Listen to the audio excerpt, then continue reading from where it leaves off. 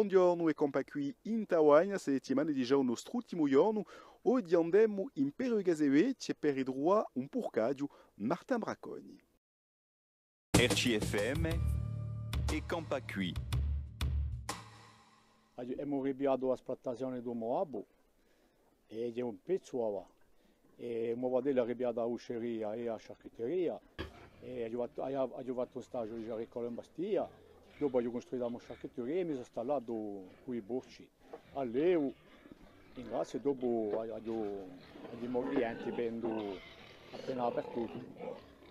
E abbiamo un magazzino fulili con livri, strumenti che andiamo a piare in paese, e mandare appena al continente agli amici. E un po' vedere mi ne vende parecchia di noi quando faccio la giornata.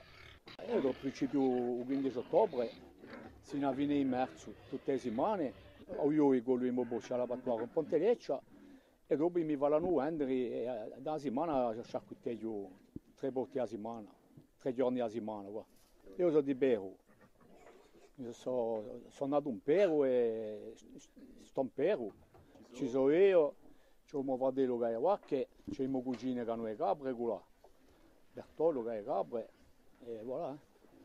Il mestiere mi è sempre piaciuto a me. Da gioco i bocci ancora Wacche, ma i bocci eravamo passione dei bocci, perché mi sono messo dentro questi. Avanti c'erano mica macchine che moglie, facevamo tutto quelle piccole macchine, e le macchine, grosse macchine, è già un affarone, che se lo gira a fare come facevamo nei tempi non vale mica la pena. Ora c'è tutte le macchine che ci vuole, avanti facevamo quasi tutta a mano. Oggi è difficile, la diventa un mangiare degli animali, di caro. Voilà, ci vorrebbe fare qualcosa per aiutarci, anche un po' di trasporto per aiutarci, è troppo caro il mangiare. Che lo sia per la che lo sia per i bocci. A quello che gli piace la può fare, ma è duro, diventa più duro. C'è l'abattoir, c'è le neve tagliere, c'è le installate come lo giole, che quello che mi ha installato non la può mica fare.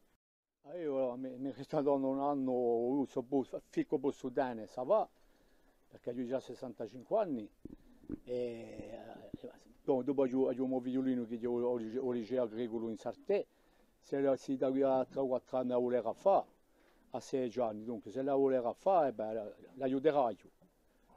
È già installato se lo vuole fare, c'è tutto per fare, c'è animali, c'è la charcuteria, c'è tutto.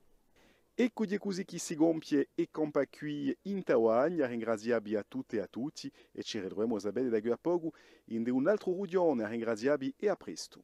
RCFM e compa qui.